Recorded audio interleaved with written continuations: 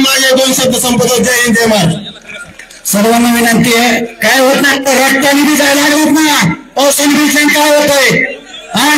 काय होत नाही बीजलाईन पावसाने. आबाल बोलून द्या ना. यानंतर नवनाथ आबा वाघमारे यांना विनंती करतो की आपल्याला मनोगत व्यक्त करावं. काय होत नाही, काय होतं पावसाने भिजल्यावर? अरे रक्ताने बी जायला लागला हे तुम्हाला कळा ना का? लंकेचे राजे छत्रपती शिवराय, क्रांतीसूर्य महात्मा ज्योतिराव फुले, विश्वरत्न भारतरत्न डॉक्टर बाबासाहेब आंबेडकर, राजमाता राष्ट्रमाता अहिल्यादेवी होळकर, माझी जाऊ मा रमाई, स्वर्गीय वसंतरावजी नाईक, लोकनेते स्वर्गीय गोपीनाथरावजी मुंडे साहेब आणि ज्या महामानवांनी महापुरुषांनी ओबीसी बहुजनांच्या कल्याणासाठी आपलं पूर्ण आयुष्य खर्च घातलं, आयुष्य झिजवलं, या सर्वच महापुरुषांना महामानवांना माझा मानाचा मुजरा आणि त्रिवार अभिवादन. आज वडगाव 2 येथे होत असलेल्या सभेला मंचावर प्राध्यापक लक्ष्मणजी हाके, बलरामजी तात्या खटके, आमचे सर्वांचे ज्येष्ठ मार्गदर्शक आदरणीय माजी आमदार नारायणरावजी मुंडे साहेब, सुगतजी मुंडे, आमचे जरांगीनी कुठं दारू केली आणि कुठं गांजा वाढलाय, या सर्व गोष्टी माहिती असणारे आमचे भटुळे मामा, आमचे मित्र प्रदीपजी बांगर असतील, हर्षवर्धनजी बारावकर असतील, आमचे शिवर काळे, आमचा महेश चोटे आहे, आमचा अनुज भाई आहे आणि आमचे माऊली आहे, तिथं मोहन दादा आहेत, आमचे केशव दाते आहेत आणि या सर्वच या भागातून आलेले सकल ओबीसी समाज, ज्यांना ओबीसी विषयी काहीतरी कळकळ आहे, तळमळ आहे, माता भगिनी आणि बांधवांनो, आपल्याला सर्वांना माहिती आहे आम्ही काय बोलणार आहेत आणि तुम्ही काय ऐकणार आहेत. कारण सध्या राज्यात चाललंय तसं की ज्या माणसाला आजपर्यंत आपण फुले शाहू आंबेडकरांच्या विचारांचे पायीक म्हणत आलो, परंतु काय झालंय, त्यांचं झालं वय झाल्यावर काही माणसाची बुद्धी ढळत असती. तशी शरद पवार बारामतीचा करामती काका शरद पवारांची बुद्धी ढळली आणि आंतरवाली सराटीचं ते खर्चलं कुठं, त्या कुत्र्याला समोर करून त्या करामती काकाने नातवाला आणि त्या आमच्या घनसावलीचं बाराचं यांना समोर करून अक्षरशः त्यांनी आता डॉक्टर साहेबांनी सांगितलं उपोषण सोडलेलं होतं, परंतु त्या खरजुऱ्याला पुन्हा उचलून आणलं आणि हळद फळद लावून पुन्हा आणून बसवून गेला खरूज मीठ करण्यासाठी. परंतु या खरजुऱ्याला जीवदान दिलं आणि त्या खरजुऱ्याने राज्यामध्ये हैदोस माजवण्याचं काम केलं. आजपर्यंत आपण कुणालाही विरोध केला नाही, आपण कुठल्याही समाजाला विरोध करत नाही. आजपर्यंत माझा माळी समाज, धनगर समाज, वंजारी समाज, बंजारा समाज, 18 बगर जातीतील 12 बलुतेदार, 18 बलुतेदार, सर्व मायक्रो असतील, या सर्व समाजाने या प्रस्थापित मराठ्यांना, या निजामी मराठ्यांना आमदार केलं, खासदार केलं, मंत्री केलं, मुख्यमंत्री केलं. परंतु आता या सगळ्यांच्या पोटात एक गोळा उठलेला आहे. तो गोळा म्हणजे काय? डॉक्टर बाबासाहेब आंबेडकरांच्या संविधानामुळं, डॉक्टर बाबासाहेब आंबेडकरांच्या आशीर्वादानं तुम्हाला आम्हाला आपल्या ओबीसी बांधवांना जे 27% आरक्षण मिळतं, त्यामध्ये राज्यामध्ये स्थानिक स्वराज्य संस्थेच्या 54,000 जागा राखीव झाल्या. परंतु 54,000 जागेवर आपल्या हक्काचे ग्रामपंचायत सदस्य व्हायला लागलेत. आपला ग्रामपंचायतचा सरपंच होतोय, आपल्या पंचायत समितीचा सदस्य होतोय, आपल्या पंचायत समितीचा सभापती व्हायला लागलाय, जिल्हा परिषदेचा सदस्य, जिल्हा परिषदेचा सभापती, जिल्हा परिषदेचा अध्यक्ष, नगरसेवक, नगराध्यक्ष, महापौर, हे पदात 56,000 जागा आपल्याला मिळायला लागल्या आणि ह्या लोकांना वाटायला लागलं की आता ओबीसी सुद्धा हुशार व्हायला लागली. कारण तशा काही ठिकाणी घटना घडायला लागल्या की काय होतं, ओबीसीला राजकारणाची आयडिया कळायला लागली ना, की राजकारणात काय असतं, सत्तेच्या मागं काय असतं, सत्तेचा सारीपाठ आपण जर मांडला तर यातून आपल्याला काय फायदे होतात, आपल्या समाजाला काय फायदे होऊ शकतात. मग ज्या लोक नगराध्यक्ष झाले त्यांना आमदार व्हायचं स्वप्न पडायला लागलं, जे लोक जिल्हा परिषद सदस्य झाले त्यांना सुद्धा आमदार व्हावं वाटतं. का स्वप्न आम्ही का पाहू नये? या राज्यामध्ये 58 ते 60% असणारा ओबीसी समाज आपल्या जोडीला एससी समाज आहे, आदिवासी समाज आहे, मुस्लिम समाज सुद्धा आपल्याच तुलनेत त्यांना सुद्धा त्रास होतोय. खरं तर आता मुस्लिम, दलित, आदिवासी आणि ओबीसी यांनी जर एकत्र आलं ना तर 80% जास्त आपण आहोत. परंतु आपल्याला भीती कोण घालतोय की 7-8% मराठी. आणि त्याच्यामुळे सगळेच वाईट नाहीत, त्याच्यात काही सगळेच वाईट नाही, परंतु जे चांगले त्यांचं सुद्धा मरून आले. त्याच्यात असे खरजुल्या कुत्र्याच्या नादी लागलेले 2-5% आहेत. आणि त्यांनी पूर्ण राज्य अशांत करण्याचं ठरवलंय. तुम्ही पाहिलं बीडच्या हॉटेल चालल्या, सोनार समाजाचं दुकान फोडण्याचं काम केलं, नावी समाजाचे दुकान फोडले जाळे, आपल्या मायक्रो ओबीसीनं मारहाण करण्याचं काम केलं. कोणी ओबीसीच्या बाजू मांडली आणि कोणी त्या खरजुल्याच्या बाजूने बोलले की मारहाण करण्याचा प्रयत्न केला. परंतु आता सर्व ओबीसीने ठरवलंय करोना मरोची लढाई आहे. कारण या राज्यामध्ये आपण 58 ते 60% जर 9%ला घाबरायचं, किती दिवस घाबरायचं? आणि आता कवर झालाय, त्याने त्याला शिक्षण आणि नोकरीमध्ये आरक्षण लागत होतं, आपण विरोध केला नाही. देऊ द्या ना, काही अडचण नाही. परंतु जर आमच्या स्थानिक स्वराज्य संस्थेच्या आमच्या राजकारणात जर कोणी आम्हाला अडवत असेल तर आम्ही आता शांत बसणार नाही. आणि आमच्यामध्ये जर घुसखोरी करत असेल, अरे आपलंच पोट भरत नाही त्या आरक्षणामध्ये, त्या भाकरीमध्ये आपल्या ताटातच पोटभर भाकर नाही आणि आपल्या ताटातली जर भाकर कोणी इसरून घेत असेल तर आपण का स्वस्थ बसायचे, का शांत बसायचे? त्यामुळे आम्ही ठरवलंय, तुम्ही आम्ही ठरवलं पाहिजे. आता जसाच तसं उत्तर देणं गरजेचं आहे. कारण की हा समाज ओबीसी समाजाने कधी कोणाला अन्याय केला नाही, परंतु जर आपलं अस्तित्व कधी संपत असेल तर आपण उजव्या डोळ्याने पाहू नये. कारण आता पाऊस सुरू झालाय, परंतु ओबीसी बांधव मला वाटत नाही पाऊस जरी सुरू झाला तरी हटतील. कारण आपल्या अस्तित्वाची लढाई आहे. आपलं अस्तित्व जर संपलं तर उद्या तुम्हाला रहिवासी प्रमाणपत्र जरी मागायचं म्हटलं तर त्यांच्या दारात जाऊन मुजरा कराव्या लागतील. त्याप्रमाणे आपल्या दलित बांधवांना गळ्यात मडकं आणि पाठीला झाडू अशी परिस्थिती पुन्हा त्या दलित बांधवावर तसली होईल. मुस्लिम समाजाला हिणवलं जातं. त्यामुळे आता सत्ता आपल्या हातून जात असेल आणि आपल्याला जर छोटी मोठी सत्ता याला मिळवण्यासाठी यांचा जर विरोध होत असेल तर आपण सुद्धा येणाऱ्या काळात आपल्याला साहेबांनी सांगितल्याप्रमाणे ओबीसीचं मत ओबीसीला, ओबीसीचं नसेल तर एससीला, एससीचं नसेल तर आदिवासींना, आदिवासी नसेल तर मुस्लिम समाजाला. परंतु यांना आता मतं देऊन फायदा नाही. कारण गेल्या अनेक वर्षापासून आपण मतं दिले, परंतु तुम्ही पाहिले आज गेवराई तालुक्यामध्ये आपण ज्यांना मतं देत आलोत त्यांनीच या पिसाळ्याला कुत्र्याला, खरजुल्या कुत्र्याला आर्थिक रसद देण्याचं काम केलं, त्याला पाठिंबा देण्याचं काम केलं. प्रत्येक केस तालुका असेल, तुमचा बजरंगी असेल, तो याचा खासदार चंदन चोर, त्या चंदन चोराने सुद्धा पूर्ण ताकद लावण्याचं काम केलं. कोणी येऊन खायचं नाही, राज्याचं सगळं बसायचंय. राज्यातले सगळेच आमदार खासदार शरद पवार गटाचे असतील, अजित पवार गटाचे असतील, शिंदे गटाचे असतील, उद्धव ठाकरे गटाचे असतील, त्या सर्व जातीवादी आमदारांनी त्यांच्या जातीला महत्व दिले. त्यामुळे आपण सुद्धा आता जातीला महत्व दिलं पाहिजे.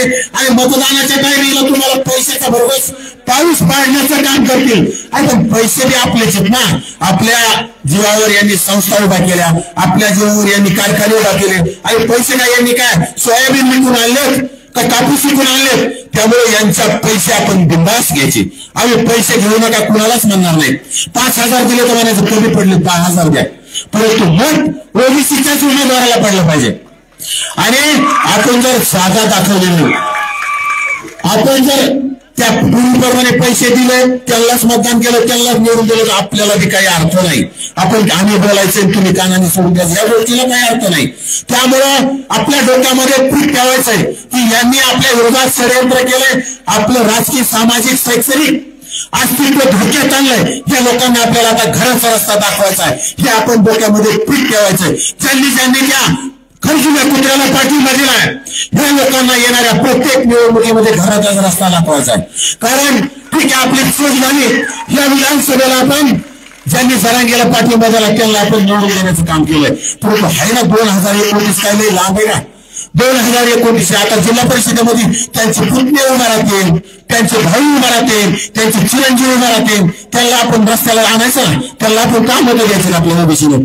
त्यामुळं जिल्हा परिषदेपासून सुरुवात करायची येणाऱ्या 2029ला विधानसभा असेल लोकसभा असेल. कारण त्यांनी आपल्याला ठरवलं तुम्हाला ग्रामपंचायतचा सदस्य सुद्धा होऊ द्यायचा नाही. पण ग्रामपंचायतचा सदस्य नाही म्हणल्यावर सरपंच सुद्धा नाही, पंचायत समिती नाही, जिल्हा परिषद नाही, नगरसेवक नाही, नगराध्यक्ष नाही, महापौर नाही. मग तुम्हाला ह्या तुमचे रस्ते बंद करण्याचं ठरवलंय. मग आपण सुद्धा आता काहीतरी शपथ घेतली पाहिजे. आम्ही बी ठरवलंय म्हणायचं येणाऱ्या विधानसभेला आम्ही तुम्हाला घरी पाठवू, येणाऱ्या लोकसभेला आम्ही तुम्हाला घरी पाठवू. आणि ठरवल्यावर काय अवघड नाही. आमचा राजेश टोपे गेल्या 25 वर्षापासून घनसावलीचा आमदार होता. ओबीसी बांधवांनी ठरवलं. ओबीसी म्हणले आता येणे जरांगेचं डफडं वाजलं, जरांगीची रॅलीमध्ये डफडं वाजवण्याचं काम केलंय. याला डफडं वाजायलाच पाठवून देऊ म्हणजे आपण आता खरं तर त्याला यस्कर म्हणून पाठवलं पाहिजे. तुम्हाला माहित असेल यस्कर काय असतं. डफडं वाजवते संध्याकाळी भाकरी मागायला आपल्या जुन्या काळात मागत असेल. त्याला ती भूमिका देण्याचं काम घनसावंगी तालुक्यातील लोकांनी केलं. तो तिकडे जातीवादी बच्चू करून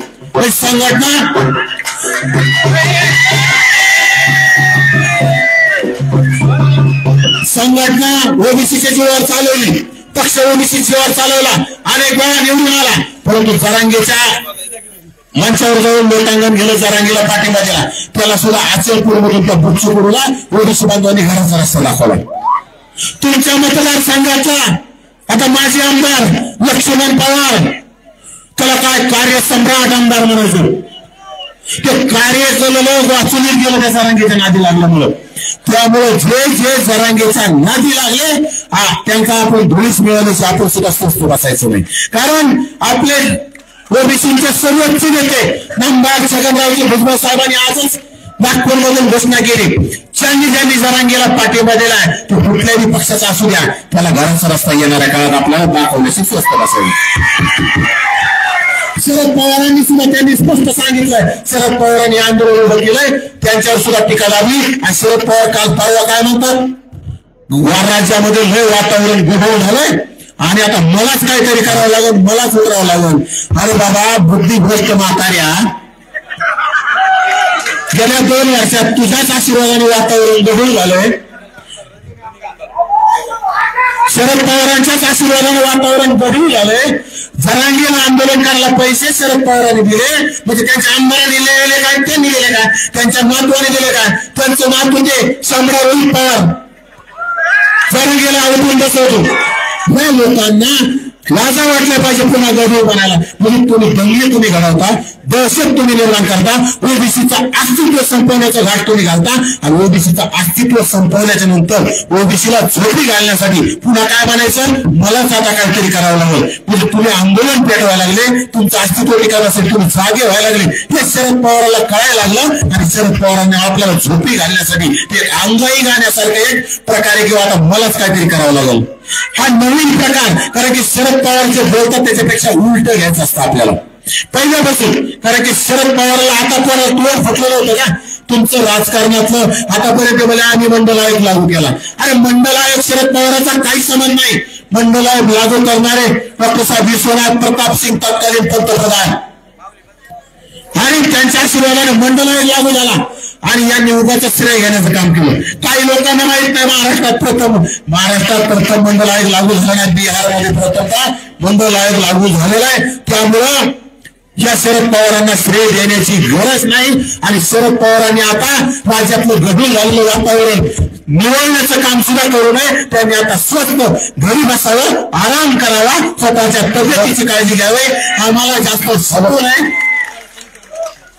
आता आजपर्यंत आम्ही अजित पवारांवर मी कधी टीका नाही केली. हाके सर मी करतात अजित पवारांवर टीका, कारण त्याला अजित पवारांचा तिकडला बारामतीचा, कारण की हाके सर त्या भागातले असल्यामुळं अजित पवार किती करामती आणि किती जातीवादी सरला माहित असेल. परंतु मी कधी त्या अजित पवारांच्या नादी लागलो नाही. परंतु अजित पवारांचे आमदार सुद्धा तुमच्या मतदारसंघाचा आमदार बॅनर लावले जरांगेच्या आंदोलनाला पाठिंबाला, पैसा दिला. तिकडे ते आष्टीचा जब्या, आष्टीच्या जब्याने पैसा, तिकडे तो चंदन चोरांनी पैसा. तुमचा आमचा आपण त्याला आपल्या घटकातला असणारा बीडचा आमदार, त्याला तर लाज वाटली पाहिजे. अरे त्याचे मुलं बाळ त्या घरात जळलेले असते, त्याला वाचवण्याचं काम मुस्लिम समाजाने केलं. त्याला पहिला भेट देणारे भुजबळ साहेब त्याचं भीती मनातून काढणारे आणि तो बाजलगावचं ते थेरड आमदार आले निवडून पंकजाताईच्या आणि धनुभाऊच्या जीवावर आणि त्यांच्या विरोधात बोलायचं काम सुरू केलं. आणि त्याने सुद्धा ताकदीनं जरांगीला हसत दिली या आंदोलनाला. या सगळ्या आमदाराला आपल्याला आता आठवणी ठेवावं लागेल. ज्यांनी विरोध केलाय, ज्यांनी जरांगीला सपोर्ट केला, म्हणजे तुमचं राजकारण संपवण्यासाठी, तुमचं आरक्षण संपवण्यासाठी ताकद लावली, त्या सर्वांना घराचा रस्ता दाखवलं पाहिजे अशी आपल्याला कळकळीची विनंती आहे. कारण मला खूप बोलायचं होतं, बोलता येतंय, परंतु आता पाऊस सुरू आहे आणि हे चिठ्ठ्यावर चिठ्ठ्या द्यायला लागले.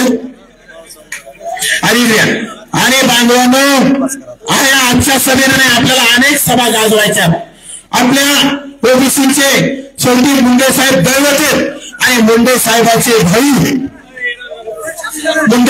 भाऊ नामदार छगनरावजी भुजबळ साहेब यांच्या नेतृत्वात, भुजबळ साहेबांच्या आशीर्वादानं, भुजबळ साहेबांच्या मार्गदर्शनाखाली येत्या 28 तारखेला बीड मध्ये असा प्रचंड महामोर्चा, प्रचंड महामेळावा आपल्याला आयोजित केलेला आहे. त्या मेळाव्याला आपण ताकदीनं हजर राहावं. आम्ही आहेत, तुम्ही सुद्धा यावं. कारण की आता भुजबळ साहेबांनी ठरवलंय, पंकजाताईने ठरवलंय, धनुभाऊने ठरवलंय, वडेट्टीवार साहेबांनी ठरवलंय, बाळासाहेब आंबेडकर सुद्धा आपल्या सोबत आहेत. आणि आता येणाऱ्या काळात सर्वांची ताकद आपल्यासोबत आहे. त्यामुळे आपला जो 2 सप्टेंबरचा जिहाद जोपर्यंत रद्द होत नाही, तोपर्यंत आंदोलन बंद नाही, तोपर्यंत न्यायालयीन लढा बंद नाही. आणि या राज्य सरकारला दाखवून देऊ आम्ही ओबीसी 60% काय आहोत, आमच्यासोबत सगळे आहेत हे काय आहोत. तुम्ही 9% घाबरत असाल तर आम्ही 60% सुद्धा रस्त्यावर उतरू आणि नक्कीच हा अध्यादेश रद्द करू, हा जिहाद रद्द करू. आणि माझं भाषण थांबवतो. धन्यवाद. जय ओबीसी. सन्माननीय लक्ष्मण हाके सर यांना विनंती करतो आपण या ठिकाणी. आणि सर्व ओबीसी बांधवाला सांगतो, आमदार खासदार पावसाच्या सभेवर निवडून येते आणि पावसाचा कधी टाइम येते काय मौसम, आणि आपल्याला काय वाटतं एक दिवसांनी लक्ष्मण हाके सर आगे बढ़ो, हम तुम्हारे साथ हैं. हाके सर संघर्ष करो, हम तुम्हारे साथ हैं. कोण आला रे कोण आला, ओबीसीचा वाघ आला.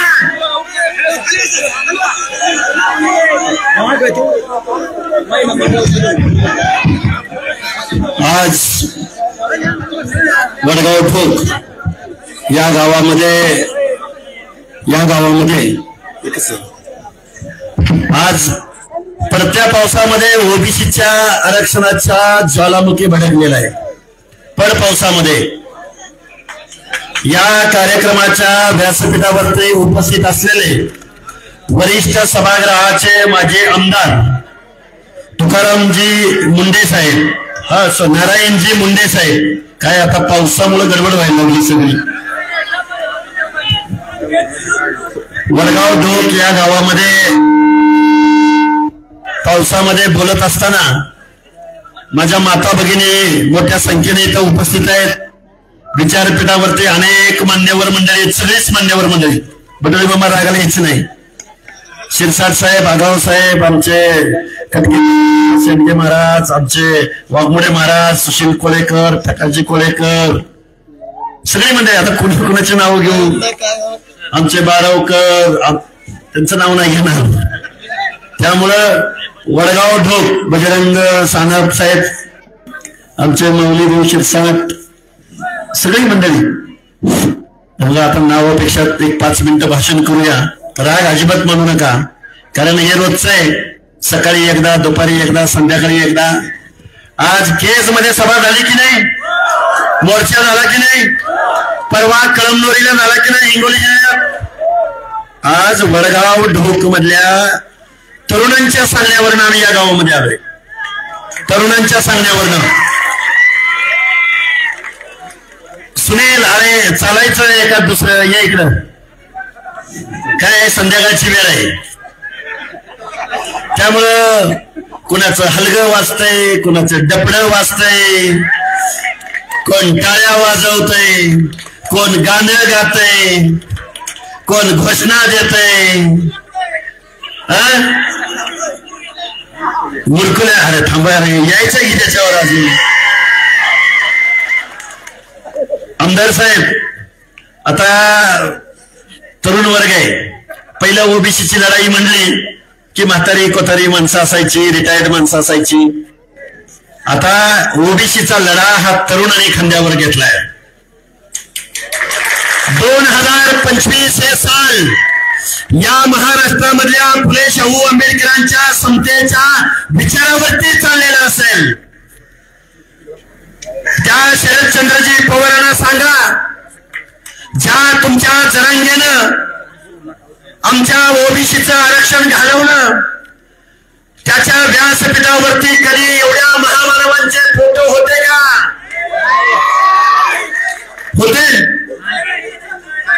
होते का फोटो त्याचा मामा? बर का?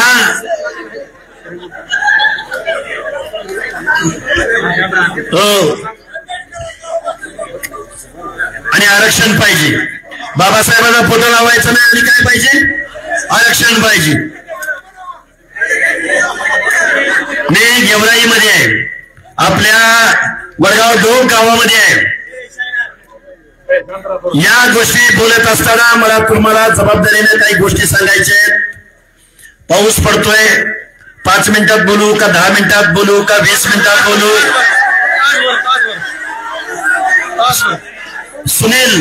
सुनील कुठे आहे? सुनील ढाकणे, तुझ्यावर केस दाखल केली बरोबर का? अनेक पोरांवरती केसेस दाखल केलेले. वाघमोडे महाराज तुमच्यावर केली काय? घाबरू नका. कुठं मागे लपून बसलाय? अरे लढणाऱ्यामध्ये या, लढणाऱ्यामध्ये मागे एक पुढे एक करायचं नाही. लढणाऱ्यांची औलाद आहात आपण. त्यामुळं तुमच्या आमच्या बापजाद्यांची मतं घेऊन जे आमदार खासदार झाले, आलटून पलटून झाले, पै पाहुणे झाले, ताटातनं सांडलं वाटीत आणि वाटीतनं सांडलं ताटात. हा पंडित झाला की तो पंडित, आणि दोघं बी नको म्हणलं की पवार. आणि तुम्ही काय करता? मत द्यायला जन्म घेतलाय तुम्ही. आम्ही तो गेवराईचा आमदार बोलला. आता तुम्ही म्हणाल राजकारणावर बोलतोय. खरं तर मला ओबीसीवर बोलायला आवडेल, आरक्षणावर बोलायला आवडेल, GR वर बोलायला आवडेल, आरक्षण गेलंय का राहिले त्यावर बोलायला आवडेल. मतदान घेताना तेवढा घरोघरी आला तुमच्या, आणि तुमचं आरक्षण जाताना म्हणला मी मनोज भाऊच्या खांद्याला खांदा लावून म्हणला आंदोलनात सहभागी झालोय, मांडी लावून आंदोलनात सहभागी झालोय. आता मुरकुल्या पापड्या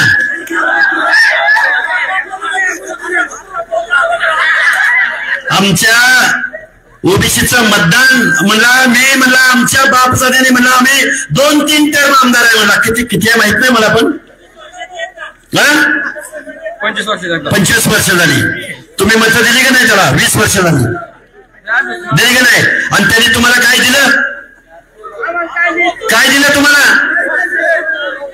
तुमचं आरक्षण घालवलं. एक लेकरू गीते नावाची मुलगी आहे, तिचं पहिलं नाव मला आठवत नाही बघा काय. गीते नावाची एक मुलगी आली होती, पंकजा गीते. त्या मुलीने एक चिठ्ठी लिहून दिली 4 वळीची, हाके सर आमचं आरक्षण वाचवा. आता त्या मुलीला किती कळलं काय कळलं माहिती नाही, पण जिने लिहून दिलं. आज मुंडे साहेब जवळजवळ आज 6 ते 7 आत्महत्या कुंभार समाजाच्या, नाभिक समाजाच्या, वंजारी समाजाच्या लोकांनी आज 6 ते 7 लोकांनी आत्महत्या केले. माळी समाजाच्या जास्त झालेत. हे आरक्षण गेलं. आज लोक हे बघा, मी सांगतो तुम्हाला आरक्षणाने किती फायदा होतो किती तोटा होतो, यापेक्षा तुमच्या आमच्या हक्क अधिकाराचं प्रतिनिधित्व करण्यासाठी जे रिझर्वेशन तुम्हाला आम्हाला दिलं, ते आज रोजी इथल्या आमदार खासदारांनी, सर्व पक्ष प्रमुखांनी, सगळ्या पक्षाच्या लोकांनी एकत्रित येऊन ते घालवलं. मुंडे साहेब तुम्ही बघितलंय हे आरक्षण जसं उत्तर भारतातल्या लोकांनी हे आरक्षण मिळावं म्हणून लढाई लढली, तशी महाराष्ट्रातल्या सुद्धा काही ठराविक लोकांनी ही लढाई लढली. जनार्दन पाटील चुनाभट्टीवाले बरोबर आहे का, दिबा पाटील बरोबर आहे का, म्हणजे शेकाप वगैरे डाव्या पक्षांनी सुद्धा मंडळ आयोग लागू झाला पाहिजे म्हणून आंदोलन उभं केलं होतं. तुमच्या परिसरामधले बबनरावजी ढाकणे बरोबर आहे का, महाराष्ट्राच्या विधानसभेमध्ये मंडळ आयोग लागू होत नाही म्हणून बबनरावजी ढाकणे त्या विधानसभेमध्ये राजदंडाकडे धावून गेले आणि विधानसभा अध्यक्षांच्या समोरचा राजदंड पळवण्याचं काम कुणी केलं तर ते स्वर्गीय बबनरावजी ढाकणे यांनी केलं. हे तुम्हाला माहित असलं पाहिजे. मग थोडंफार अण्णासाहेब डांगे, मग शिवाजीराव बापू शेंडगे ही नावं घ्यावी लागतील. मंडल आयोग लागू हवा, गावगाड्यातल्या 11 पगड जातीच्या लोकांना आरक्षण भेटावं म्हणून लढाई करणारी ही माणसं होते. आणि योगायोगानं, जबाबदारीने बोलतोय, योगायोगानं त्यावेळी महाराष्ट्राचे मुख्यमंत्री शरद पवार होते. मंडल आयोग देशभरामध्ये लागू होत होता. मंडल आयोग 9 जजेसच्या खंडपीठासमोर मंडल आयोगाला आत्ताच विरोध झाला नाही. मंडल आयोगाला विरोध 1992 मध्ये त्यावेळी लोकांनी चॅलेंज केला. मंडल आयोग 9 जजेसच्या खंडपीठासमोर हा मंडल आयोग गेला. हा मंडल आयोगाची लढाई लढताना लालू प्रसाद यादव नावाचा माणूस राम जेठमलानी या कायदे तज्ञासमोर गेला. त्या राम जेठमलानींना लालू प्रसाद यादव बोलले, राम जेठमलानी साहेब तुम्हाला ही केस लढावी लागेल. मुंडे साहेब काही चुकत असलं तर सांगा. त्यावेळी राम जेठमलानींना लालू प्रसाद यादवांनी काय सांगितलं? लालू प्रसाद यादवांनी राम जेठमलानींना सांगितलं, आमच्याकडे पैसे नाही, पण आमचे ओबीसी बांधव, माझ्या ओबीसी माता भगिनी गळ्यातलं गुंज गुंज सोनं काढतील आणि तुमच्या वजना एवढं सोनं आम्ही तुम्हाला देऊ, आम्ही पैसे तुम्हाला देऊ शकत नाही. राम जेठमलानींनी केस लढली आणि 9 जजेसच्या खंडपीठासमोर ही केस आपण जिंकली आणि 94 ला मंडल आयोग लागू झाला. आणि हा मंडल आयोग लागू होऊ नये म्हणून पत्रकार बांधवांनो नीट ध्यान देऊन ऐका.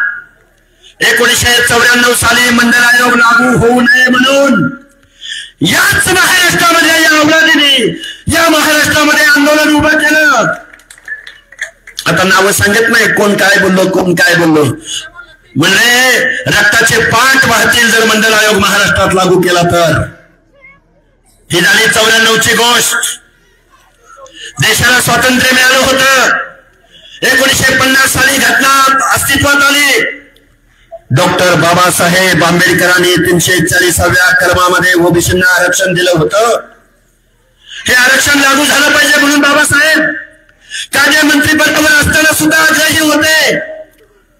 त्यावेळी डॉक्टर बाबासाहेब आंबेडकरांना सरदार वल्लभभाई पटेल, पहिले राष्ट्रपती, पहिले पंतप्रधान पंडित जवाहरलाल नेहरू वगैरे सगळ्या मंडळींनी प्रश्न विचारला, बाबासाहेब तुम्ही दलितांना आरक्षण दिलं, ज्यांच्या बाबतीमध्ये छूत अचूकपणा पाळला गेला ते आम्ही समजू शकतो. तुम्ही आदिवासींना आरक्षण दिलं, जे जंगलामध्ये राहिले त्या माणसांना तुम्ही एसटीचं आरक्षण दिलं ते आम्ही समजू शकतो. पण बाबासाहेब तुम्ही गावगाड्यातल्या या ओबीसींना का आरक्षण देताय? त्यांच्या बाबतीमध्ये कुठं छूत अचूकपणा पाळला गेला होता? त्यावेळी महामानव डॉक्टर बाबासाहेब आंबेडकर त्या संसद सभेसमोर बोलले, मी गावगाड्यातल्या दलितांना आरक्षण सूचीबद्ध कायद्याने दिलं, मी आदिवासींना आरक्षण सूचीबद्ध कायद्याने दिलं, पण डोंगराच्या कुशीला कुठेतरी मेंढपाळ बांधव राहतोय, बंजारा तांड्यावर राहतोय, वंजारी डोंगराच्या कुशीला राहतोय, बेरड बेरड रामोशी डोंगराच्या कुशीला राहतोय, गावगाड्यामधला बलुता अलुता भटके मुक्त जाती जमाती आजही इथल्या व्यवस्थेमध्ये निर्णय प्रक्रियेपासून दूर आहेत. त्यांना शिक्षण द्यायचं असेल, त्यांना मुख्य प्रवाहात आणायचं असेल, त्यांना या लोकशाहीमध्ये आम्हीही या भारत देशाचे नागरिक आहोत, आम्हाला ही समतेची वागणूक मिळाली पाहिजे असं जर या लोकांच्या मनामध्ये भावना निर्माण व्हायची असेल तर मला या ओबीसींना सुद्धा आरक्षण द्यावं लागेल. नाही, इथल्या लोकांनी ऐकलं नाही, इथल्या व्यवस्थेने ऐकलं नाही. महामानव डॉक्टर बाबासाहेब आंबेडकरांनी ओबीसींच्या आरक्षणासाठी राजीनामा दिला, महिलांच्या कायद्यांसाठी राजीनामा दिला, हिंदू कोड बिलासाठी राजीनामा दिला. आता 2025 साल आहे, हेच शरदचंद्रजी पवार मंडळ यात्रा काढायला चालले. ऐका ऐका ऐका ऐका, काय थोडस तात्विक बोलतो, काय हवाने सगळं बोलून ठेवलेलं आहे रान. उभं तासं घातलेले, त्यामुळे मी थोडीशी आडवी तासं घालून जरा चांगल्या भाषेत बोलायचं मी ठरवलंय आज. काय आहे, अहो लय महानगर म्हणते हाकेसर संविधानिक बोलत होतं आणि अलीकडं हाकेसर जर आक्रमकच बोलायला लागलंय. नाही नाही ऐका ना, काय आपल्या लेकी बाळी माता भगिनी मागं बसलेत. आपण संविधान मानणारी माणसं आहोत.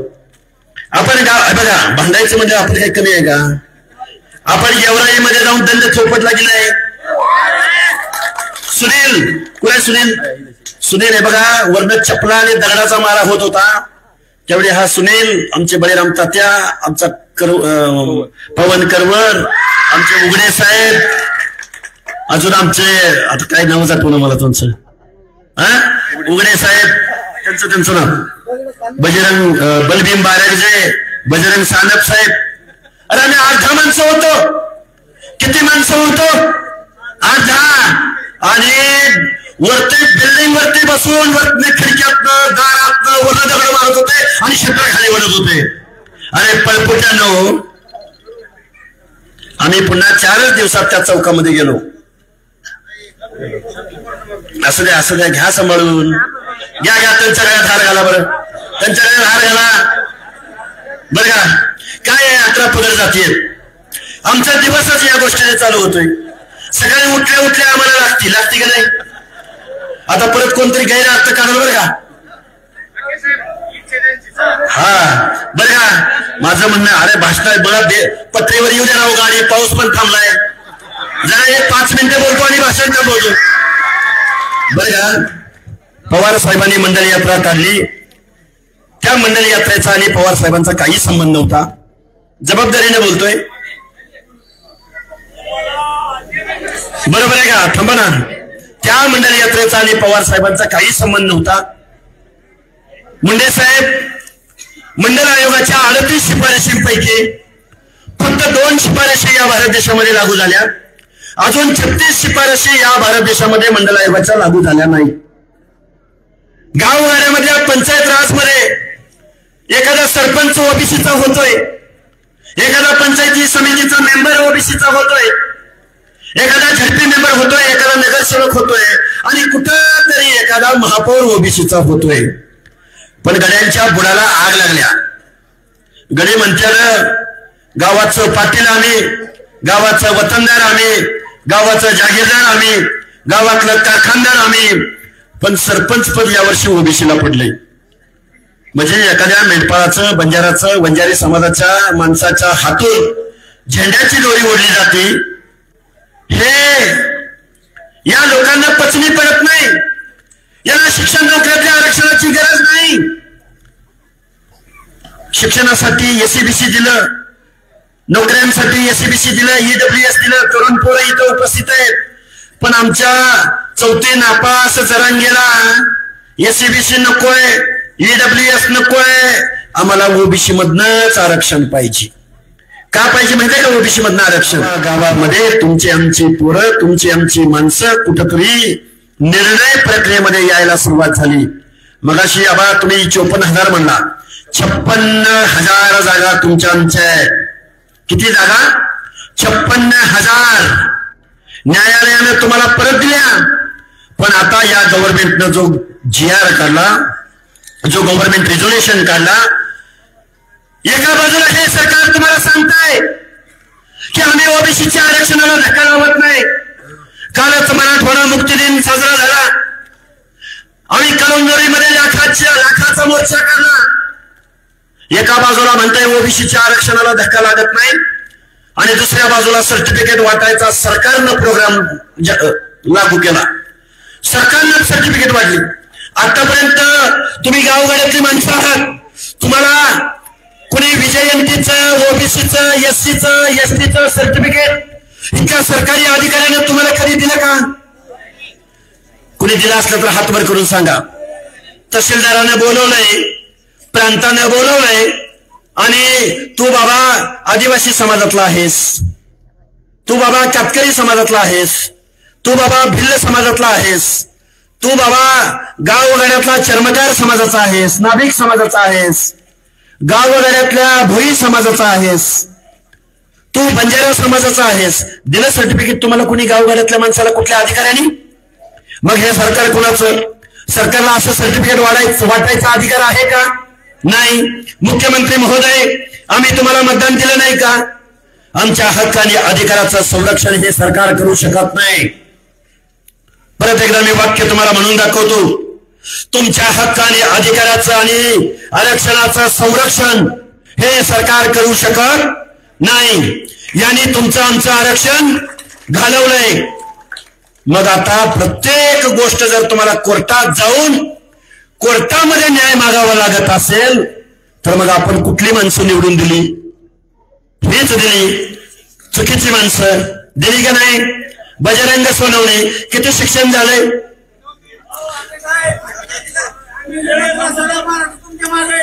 धन्यवाद.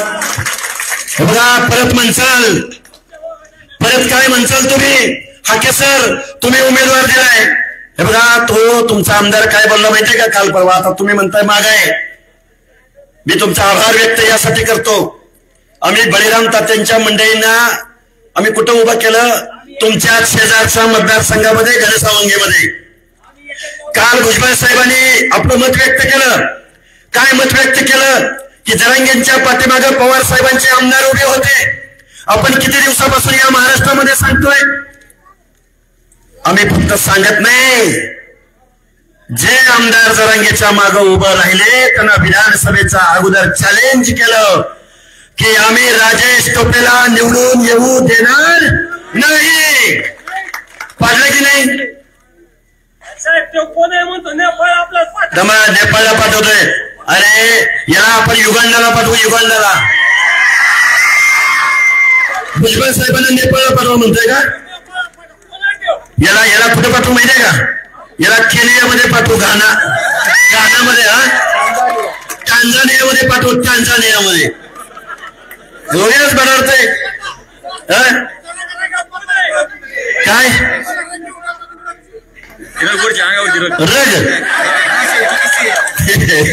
चला बरं ऐका. हे बघा, आता काय बोलावं? शिक्षणावर बोलावं, इथं माता भगिनी बसलेले, आपल्या आरक्षणावर बोलावं, आपल्या हक्क अधिकारावर बोलावं. कशावर बोलायचं आणि किती बोलायचं? दिवसभर महाराष्ट्रामध्ये आम्ही प्रबोधन करतोय, महाराष्ट्रातली लोक जागी करतोय. आता मी गेवराईमध्ये उभा आहे म्हणजे थोडस बघावं लागेल की नाही? गडी म्हणतोय लक्ष्मण हाके हाच बजरंग बाप्पा सोनवणे. मगाशी जातू पहिल्या वाट लागा सोडलेल्या जाग्याला. थांबा की जरा. मगाशी जागा सोडली बजरंग सोनवणेची. जातू पहिल्या वाट्याला सोडलेल्या जाग्याला ओवीत म्हणलं जातं. शेवटी मी मेंढपाळाचा पोरगा आहे. त्या बजरंग सोनवणेला सांगा, आठवड्यापूर्वी हा भाद्दर काय म्हणला माहितीये का? म्हणला लक्ष्मण हाकेच्या टीकेला मी उत्तर देत नाही म्हणला, कारण त्याला अगोदर ग्रामपंचायतीचा सदस्य म्हणून निवडून यायला सांगा. थांबा. आणि काल काय म्हणला माहितीये का? म्हणला लक्ष्मण हाकेला बीड लोकसभा लढायची आहे म्हणला, म्हणून तो म्हणला बीड जिल्ह्यात फिरतोय. अरे 8 दिवसात काय झालं असेल बरं? आठवड्यापूर्वी गडी म्हणत होता की लक्ष्मण हाके ग्रामपंचायतीला निवडून येत नाही, आणि आता काय म्हणतोय तर याला लोकसभा लढायची आहे. अरे बजरंग बाप्पा, वळवाच्या पावसामध्ये तू भिजला, नहून निघाला. वळवाच्या पावसामध्ये माझ्या मुस्लिम बांधवांना काय बोला? पुन्हा 1 महिन्याभरानं तुम्हाला माहितीये सगळ्याला, तर मी काही बोलून दाखवत नाही. गावगाड्यातल्या दलित बांधवांना समजावून सांगावं लागेल. गावगाड्यातल्या 18 पगड जातीच्या माणसांना तुम्हाला समजावून सांगावं लागेल. नवनाथाबा, फक्त स्टेजवर भाषण करून आपल्याला चालणार नाही, तर आपल्याला गावगाड्यातल्या छोट्या, आता सुतार समाजाचा एक माणूस आला होता, बोलत होता, पाऊस आला. कुठे आहे भाद्दर? कुठे आहे शिंगारवाडी फाजा? शिंगारवाडीचे माझे वाघ. सुतार साहेब अजिबात घाबरायचं नाही. अरे धमकी सोडा, जशास तसं उत्तर तर देऊच. तुम्ही अजिबात, बघा आमची शिंगारवाडी पलीकडे भाग पिंपळगाव आहे, साठेवाडी आहे. आमचं हे कुठे आहे? ठकाजी कोळेकर कुठे आहेत आणि सुशील कोळेकर आहे. कुणी जर गावगाड्यातल्या ओबीसी बांधवाकडे बघितलं ना, आता म्हणाल कोणतरी चिथावणी देतोय. बोलावं लागेल. गावगाड्यातल्या छोट्या छोट्या घटकाच्या मनामध्ये अविश्वास निर्माण होईल. भीती निर्माण होईल, दहशत निर्माण होईल, गावाच्या गाव जाऊन पालत पडायचं. कोण पारे आम्ही अजून आमच्या अवकातीवर आलो नाही. आम्ही जर आमच्या अवकातीवर आलो ना, तू काय धमक्या देतोय तू? कोण कापड्या आमदार पापड्या काय त्याच्यावर किती वेळा बोलायचंय, किती वेळा बोलायचं त्याच्यावर? आता बाद झालं आहे की नाही? हे बघा, मला गेवराईमध्ये म्हणला लक्ष्मण हाके येऊन फिरत होता, म्हणला त्याच्या उमेदवाराला किती मतं पडली. एकच दिवस आलो होतो गेवराईमध्ये, एकच दिवस, एकच नाही, विधानसभेच्या वेळी आलो ते नाही, एक अर्धा घंटा प्रचार संपायला अर्धा तास बाकी होता आणि गेवराईमध्ये येऊन एक सभा दिली. आणि मला वाटतं खडकीला थोडस गेलो होतो, अजून एका दोन गावाला कुठंतरी गेलो होतो. तरी किती मतं पडली? पडली. ही मतं आहेत ना, ही मतं स्वाभिमानी लोकांची मतं आहेत. एक 2-3 दिवस अगोदर जर आलो असतो, 1-2-4 सभा झाल्या असत्या ना, आणि बहिराम त्यांना 1-2 दिवस दिले असते ना, गेवराई आणि घनसावंगीमध्ये आमच्या ओबीसीचा एल्गार त्याच वेळी बघायला मिळाला असता. हे काय बोलतोय तुम्ही? म्हणाल राजकारणावर बोलतोय लगा, ओबीसीवर बोलता बोलता, आरक्षणावर बोलता बोलता आता हे राजकारणावर बोलायला लागलं. अरे ज्या लोकांनी तुमच्या आमच्या बाबत राजकारण केलं, ज्या तुमच्या आमच्या पिढ्याने पिढ्या ज्या माणसांना तुम्ही आम्ही आमदार खासदार करत गेलो, या माणसाने हे आमदार खासदार झाल्यावर काय केलं? सूतगिरण्या काढल्या, कारखाने काढले, काय वाईन मिल, काय विन मिल, ऑइल मिल काढल्या, वाळू त्या तुमच्या गोदापट्ट्याची चाळण केली, काढले नाही वाळू?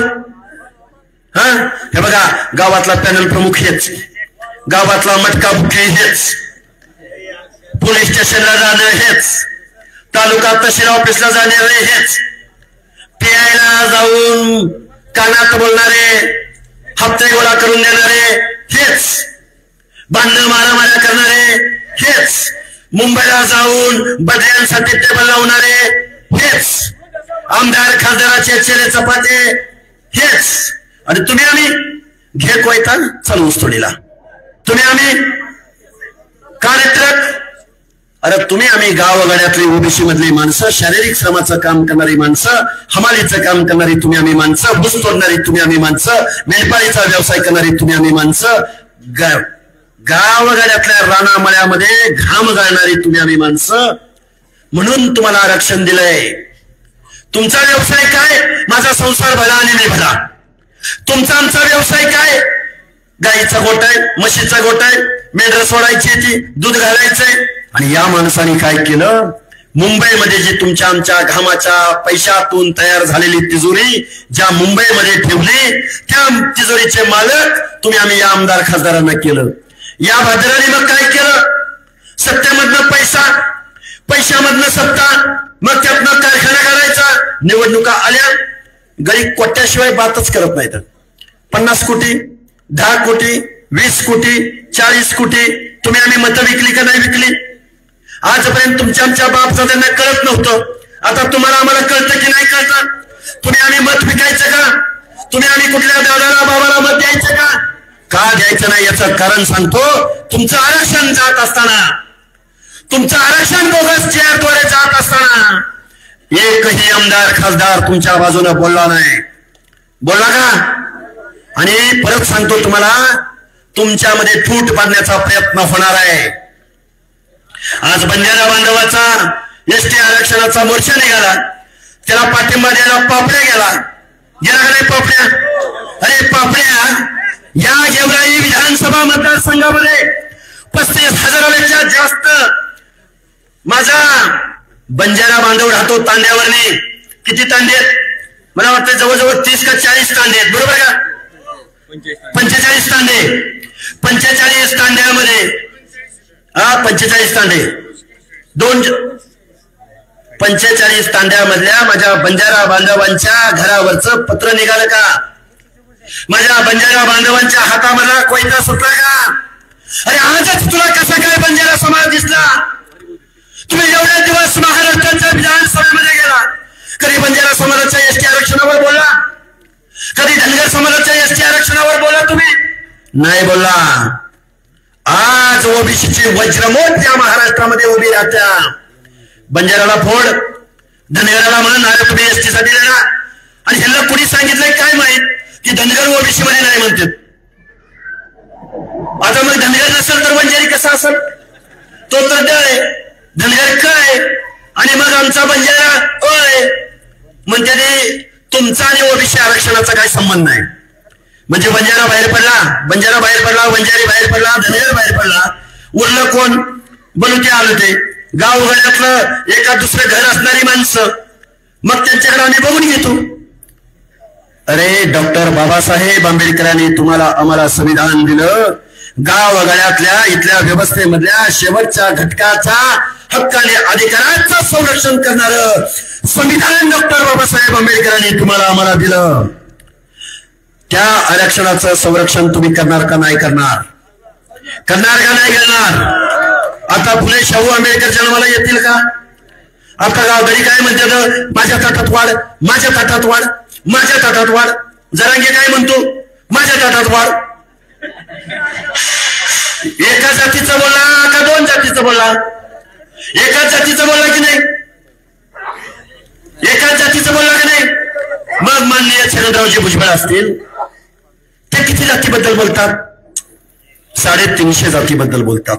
त्याला गडी बहादूर त्यांना टार्गेट करतात. गावगाड्यातल्या सगळ्या लोकांना माझं सांगणं आहे, वडगाव ढोक मधल्या माझ्या माणसांना सांगणं आहे, तुम्हाला बनायचंय ना, तुम्हाला बनायचंय ना, कुणाचेही गुलाम बनू नका. या बीड जिल्ह्यामध्ये ज्या माणसाने तुमच्या मनामध्ये स्वाभिमान पेरला, त्या वंदनीय गोपीनाथराव मुंडेंचे वारस बना. बनायचं की नाही बनायचं? आणि मुख्यमंत्री महोदय, आम्ही गावागावात जातोय, आम्ही गावागावात जातोय. तुम्हाला महाराष्ट्र बघायचंय का? तुम्ही जरांगेच्या झुंडे समोर तुम्ही खाली मान घातले आणि आमच्या ओबीसीचं आरक्षण संपवलं. तुम्हाला महाराष्ट्र बघायचंय?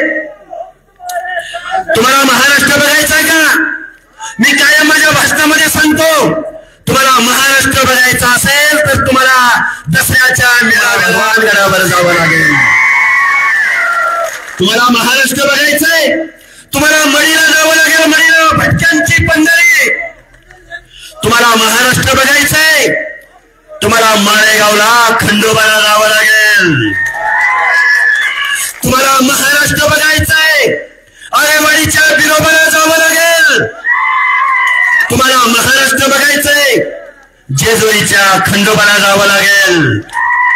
आणि तुम्हाला महाराष्ट्र बघायचंय, आमच्या बघा तिकडून बिरसा मुंडा, संत गाडगे बाबा, अण्णाभाऊ साठे, महात्मा ज्योतिराव फुले, राजर्षी शाहू महाराज, डॉक्टर बाबासाहेब आंबेडकर, छत्रपती शिवाजी महाराज, संत सेवालाल, आमचे भगवान बाबा, संत बाळूमामा, मातोश्री अहिल्यादेवी, सावतामाळे, आमचे थांबा हनुमान, बजरंगबली, आणि इकडं महाराष्ट्राची तुळजा भवानी आई, तुळजा भवानी.